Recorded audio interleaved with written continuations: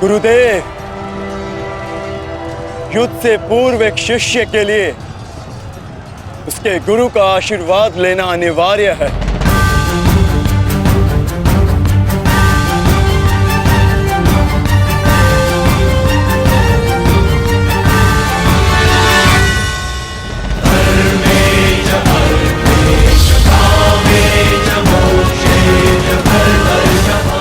मेरा आशीर्वाद सदैव तुम्हारे साथ है अर्जुन।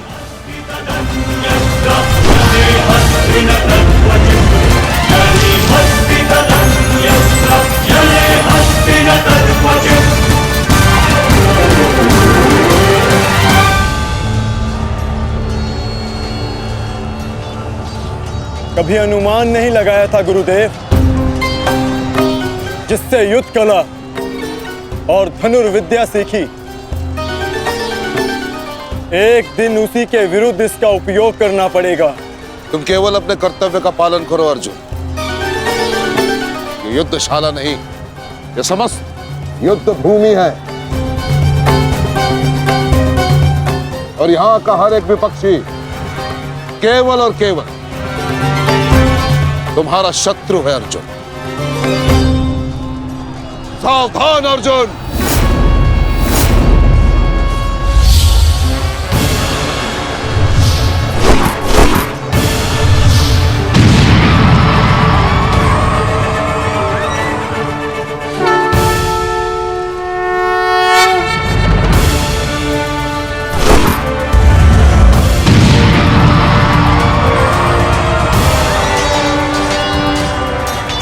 धृष्टद्युम्न, गुरु द्रोण अर्जुन के मार्ग में आ रहे हैं। वज्र के आगे बढ़ने के लिए अर्जुन के मार्ग की बाधा हटानी होगी। जाओ, जाके अर्जुन की सहायता करो।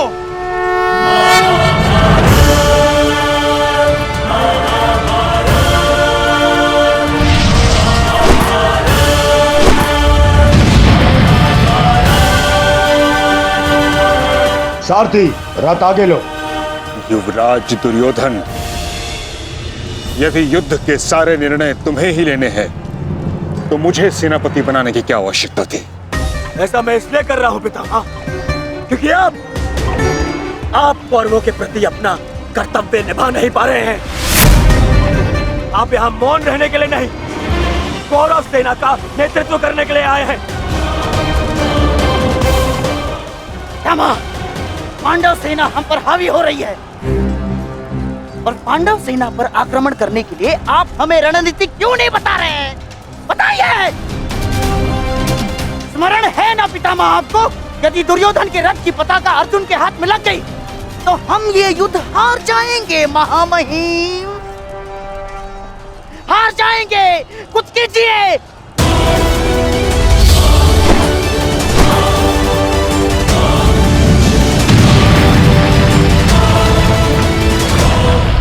युवराज को मैंने ऐसे व्यर्थ वचन लेने के लिए कदापि नहीं कहा था। अब युवराज दुर्योधन को इसका परिणाम स्वयं भुगतना होगा। और रही बात मेरे आदेश की, तो अभी आक्रमण में समय शेष है। ये कैसी बातें कर रहे हैं आप? इसीलिए मैंने आपसे कहा था कि हमें पितामह से अधिक मित्रगण की आवश्यकता है। अब देखिए क्या स्थिति हो गई है हमारी।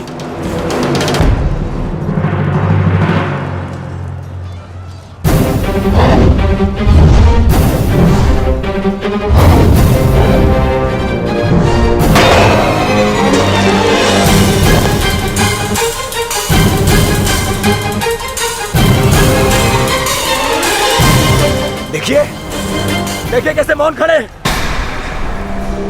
ऐसे ही चलता रहा ये तो हम शीघ्र ही हार जाएंगे।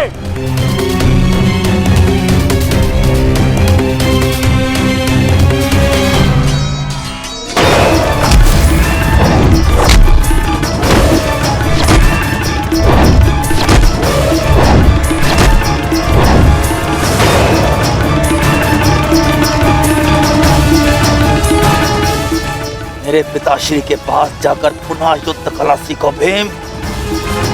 स्मरण हो रहा है कि प्रतिशोध की आग में तुम युद्ध कला भूल रहे हो। यदि तुम मेरे हाथों जीवित बच का शोध थामा तो मैं अवश्य ऐसा करूंगा।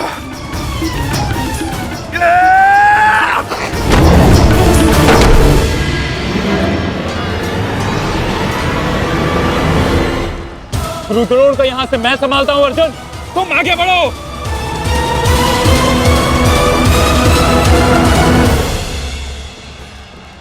आगे बढ़ने का समय आ गया है पार्थ। द्रोणाचार्य के साथ युद्ध करके हमारा समय व्यर्थ हो रहा है। हमें अपने वज्र को उचित स्थान पर पहुंचाना अति आवश्यक है पार्थ। जैसी आज्ञा माधव। चलिए आगे बढ़िए।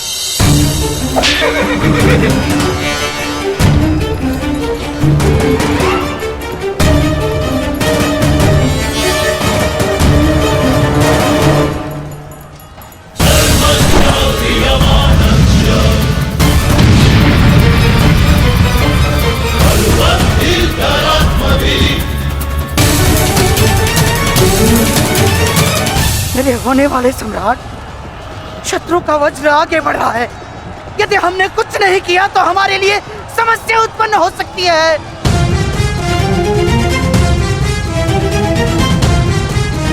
कुछ करो मेरे होने वाले सम्राट।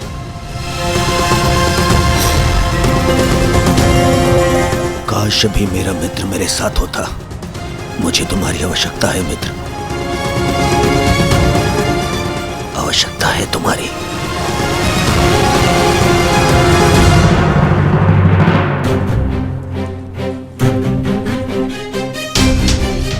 ये कैसी अनुभूति है। ऐसा प्रतीत हो रहा है जैसे मेरे मित्र को मेरी सहायता की आवश्यकता है।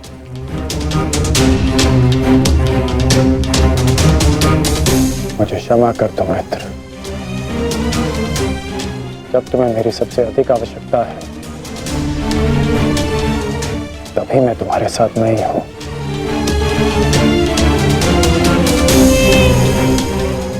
सैनिक, जाओ जाकर पता लगाओ कि युद्ध में क्या चल रहा है। जो आज्ञा महाराज।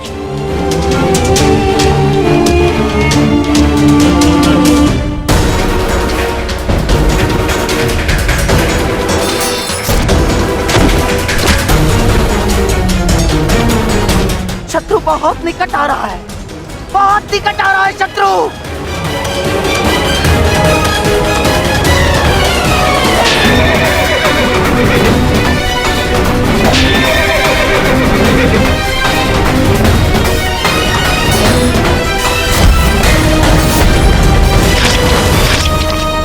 माधव, वो रहा दुर्योधन। उसे बंदी बनाने का समय आ गया।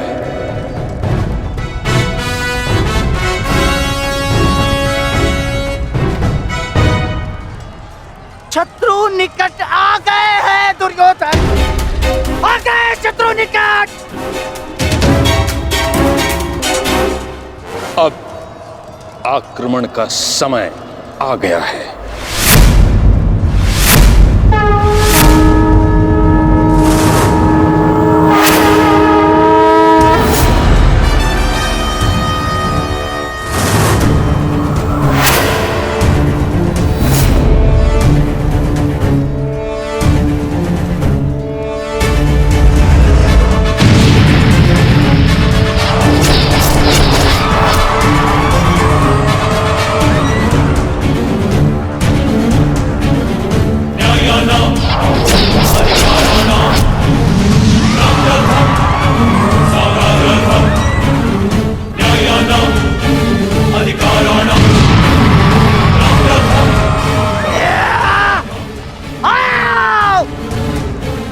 मेरे प्यारे भांजो, आजा।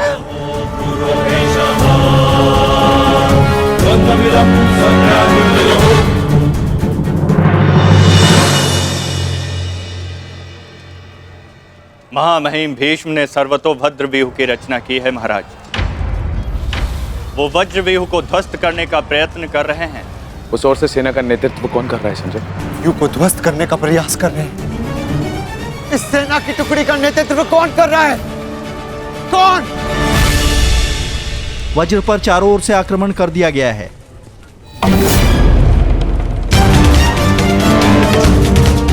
पितामह की सबसे प्रभावशाली तकनीक।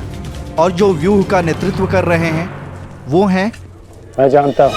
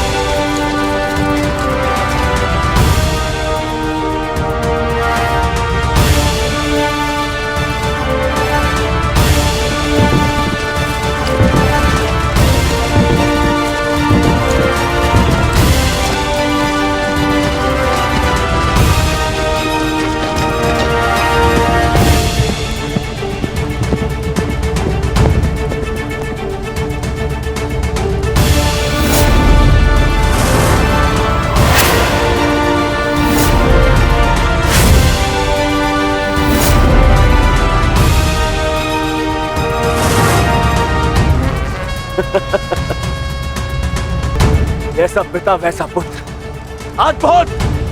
अद्भुत वृषसेन। जैसा पिता वैसा पुत्र। अद्भुत वृषसेन। सत्य कहा दुर्योधन, सत्य कहा तुमने। जैसा पिता वैसा पुत्र वृषसेन। अद्भुत योद्धा है वृषसेन। कर्ण नहीं है तो क्या हुआ, वृषसेन है ना हमारे पास। वृषसेन लड़ो।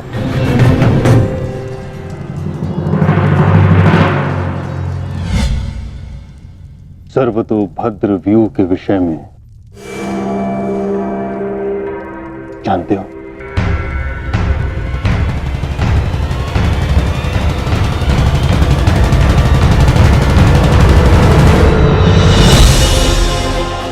जी महामहिम, पिताश्री ने आपकी इस रणनीति के विषय में अवगत कराया था।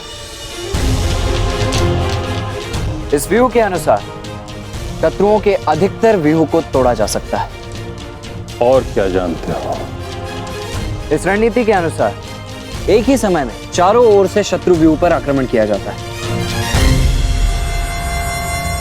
और सेना को छिन्न भिन्न करते हुए मध्य तक पहुंचा जाता है ताकि शत्रुओं को कहीं से कोई सहायता न मिल सके। परंतु सेना का नेतृत्व केवल एक कुशल योद्धा के हाथों में होना चाहिए। और वो योद्धा ऐसा हो शत्रु जिसका अनुमान भी न लगा सके। उसकी युद्ध शैली कभी पहले देखी न गई हो।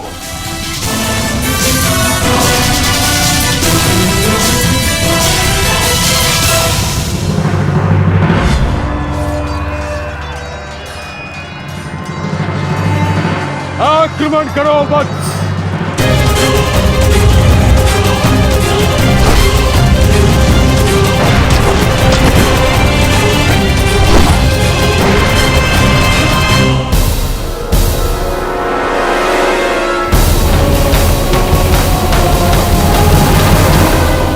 युद्ध भूमि में अब क्या हो रहा है संजय?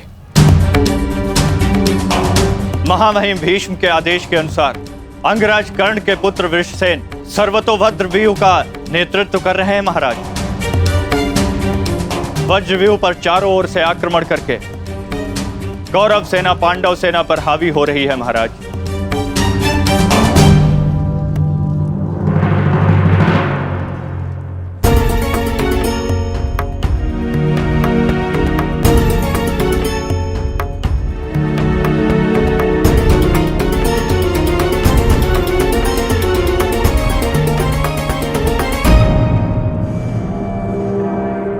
जब तक मैं युद्ध भूमि में हूं तब तक कर्ण युद्ध भूमि से दूर रहेगा।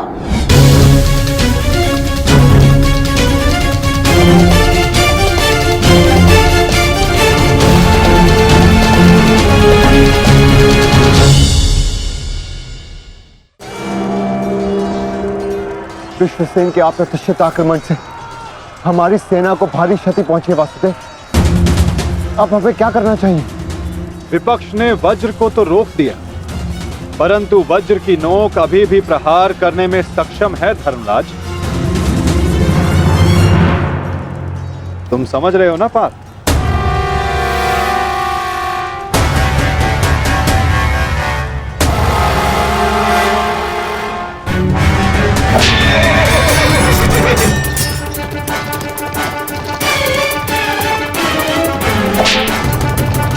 ये क्या कर रहा है? तुम्हारी मूर्खता का लाभ उठा रहा है दुर्योधन। अर्जुन वज्रव्यूह को त्याग आगे बढ़ रहा है।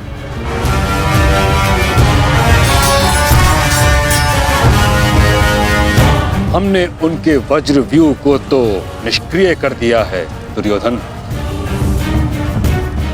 परंतु अर्जुन ये जानता है कि तुम्हारे रथ पर लगी पताका यदि उसके हाथ लगी तो यह युद्ध समाप्त हो जाएगा। इसलिए उसका लक्ष्य केवल तुम हो। वो सब छोड़िए पितामह, अर्जुन को रोकने का उपाय सोचिए।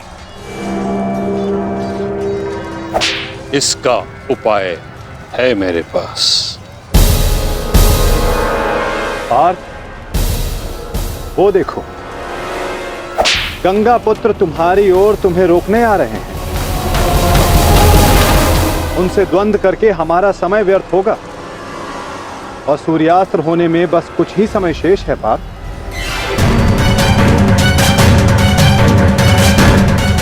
गंगा पुत्र का तुम्हारे मार्ग से हटना आवश्यक है।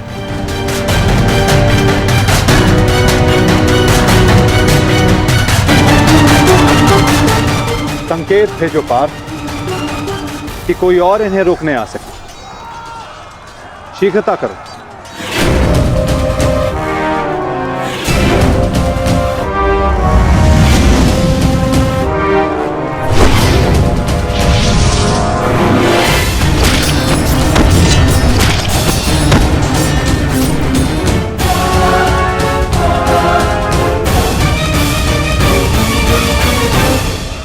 परंतु पितामह से द्वंद्व करेगा कौन? जब योद्धा समक्ष प्रस्तुत होगा तब आपको ज्ञात हो जाएगा धर्मराज।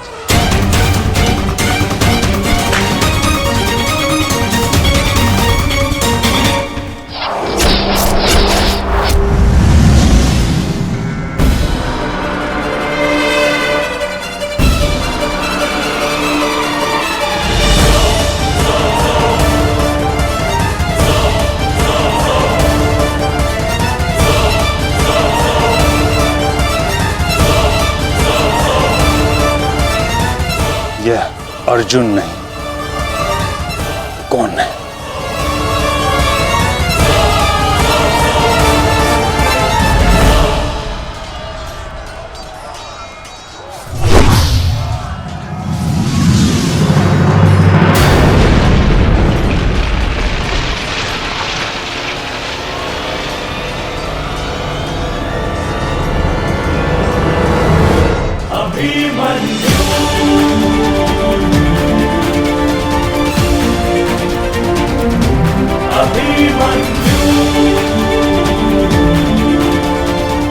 अभिमन्यु।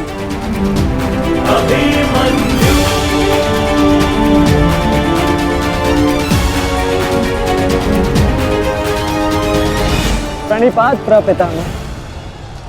कल्याण हो पुत्र।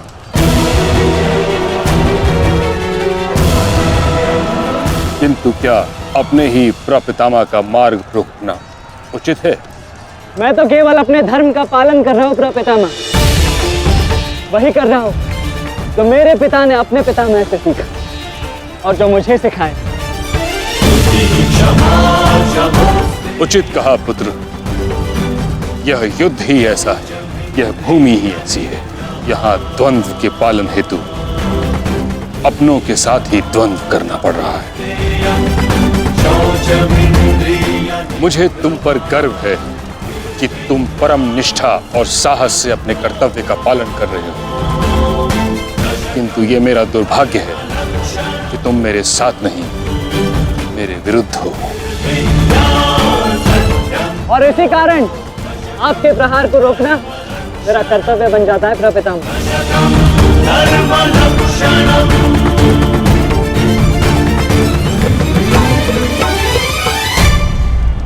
पुत्री उत्तरा, मैं तुम्हें वचन देता हूं कि जब तक रणभूमि में ये गंगा पुत्र खड़ा रहेगा, तब तक तुम्हारा सौभाग्य और तुम्हारा सुहाग दोनों पर कोई आंच नहीं आएगी। स्नेह और प्रेम के अतिरिक्त तुम्हें देने के लिए मेरे पास कुछ भी नहीं, और इसके चलते मैंने तुम्हारी अर्धांगिनी उत्तरा को वचन दिया था कि जब तक मैं युद्ध भूमि में हूं, तुम्हारे प्राण को संकट में नहीं आने दूंगा।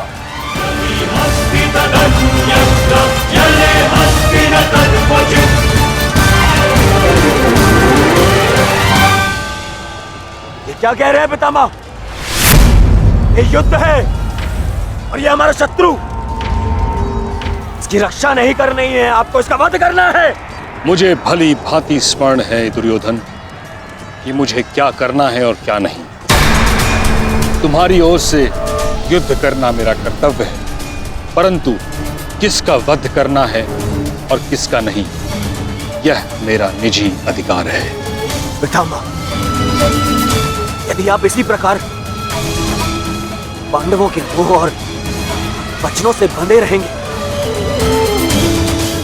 तो हम ये युद्ध हार जाएंगे पितामह, और यदि ऐसा हुआ तो उसके दोषी केवल आप और आपके ये वचन होंगे। मेरे सामने से चले जाओ पुत्र। क्षमा कीजिए प्रपितामह, जिस प्रकार मेरे प्रति आपका प्रेम भाव आपको मुझ पर आक्रमण करने से रोक रहा है, उसी प्रकार मेरे परिवार के प्रति ये मेरा कर्तव्य है कि मैं आपको आगे बढ़ने ना दूं। मैं तुमको क्षति नहीं पहुंचा सकता पुत्र, परंतु इसका अर्थ ये नहीं कि मैं आगे नहीं बढ़ सकता। सारथी,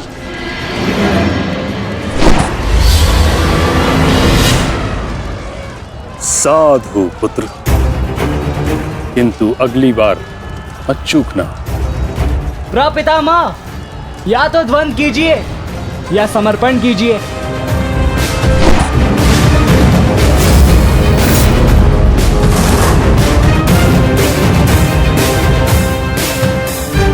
बस करो पुत्र।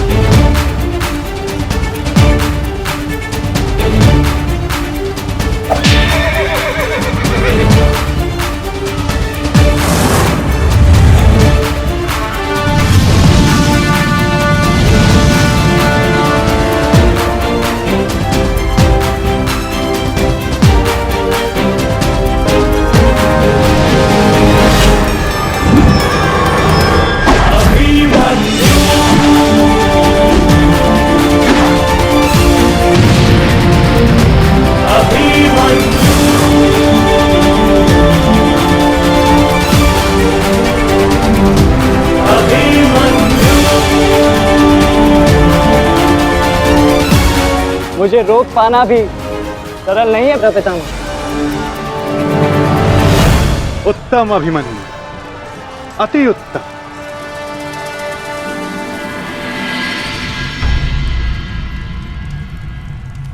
ताचरी, ये क्या कर रहे हैं?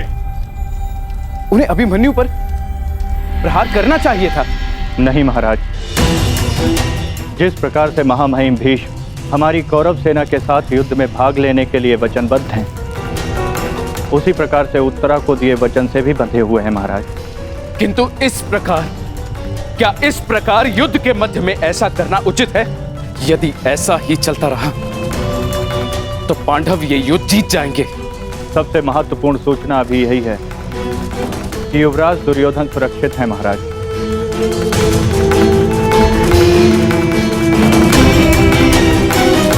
और राजकुमार अर्जुन उनकी ओर बढ़ रहे हैं महाराज।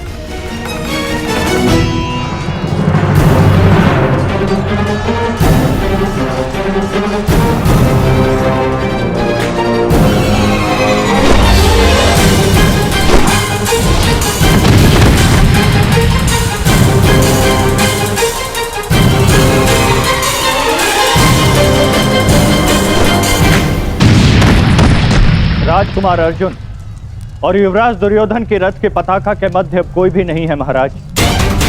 ईश्वर, ईश्वर मेरे पुत्र की रक्षा करना।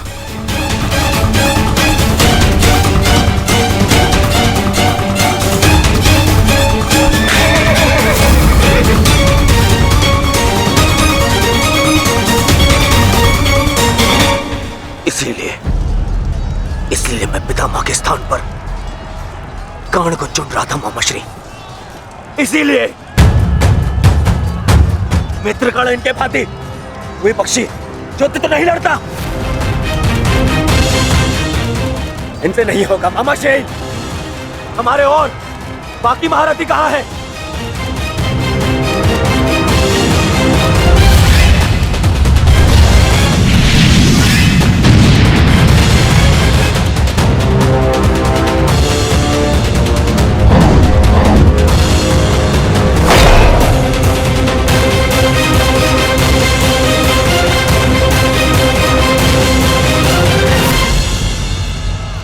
मित्रगण होता तो ऐसी परिस्थिति कभी उत्पन्न नहीं होती।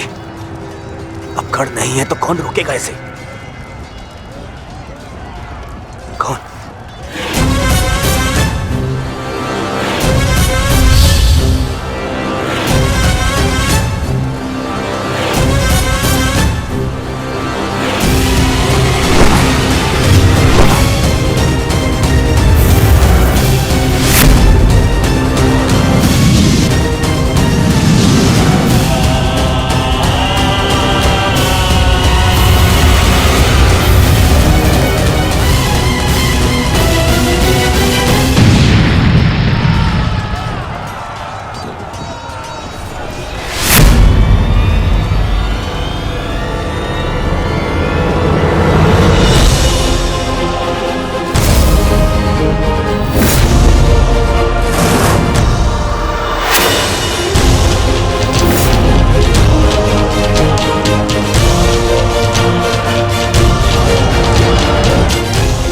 मेरे मार्ग से हट जाओ विष्णु। आप भूल रहे हैं महारथी, मैं उस वीर का अंश हूं जिसका रोम रोम आपको परास्त करने में सक्षम है।